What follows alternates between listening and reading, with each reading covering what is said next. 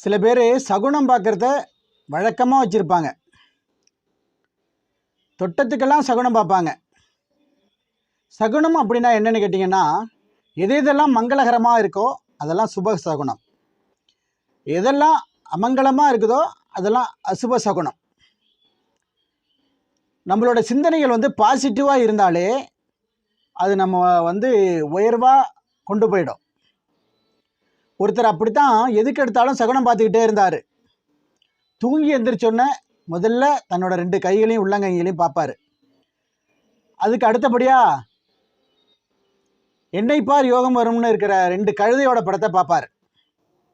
அப்படி தான் ஒரு நாள் தன்னோட வேளாளை கூப்பிட்டு சொன்னார், நாளைக்கு காலையில் விடிய காலம் நான் எந்திரிச்ச உடனே 2 காக்கா ஒன்றா உட்காந்துருந்துன்னா உடனே என்னை எந்திரிச்சு எழுப்பிவிடு, நான் அந்த காக்காயை பார்க்கணும், அப்போ தான் எனக்கு அதிர்ஷ்டம் அப்படின்னு சொன்னார். நல்லது நடக்கும் அப்படின்னு சொன்னார். அதே மாதிரி அந்த வேலையாள் வேக வேகமாக ஒடியாந்தான்.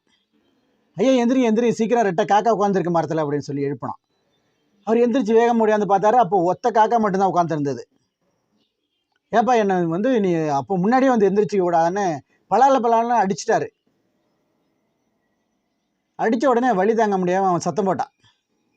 சத்தம் போட்டுட்டு சொன்னான், நீங்கள் 2 காக்காயை பார்த்தா நல்லது நடக்கும்னு சொன்னீங்க, ஆனால் நான் காலையில் எந்திரிச்ச உடனே அந்த 2 காக்காயை தான் பார்த்தேன், அதான் இப்படி அடி வாங்கிட்டு நிற்கிறேன் அப்படின்னு சொன்னான்.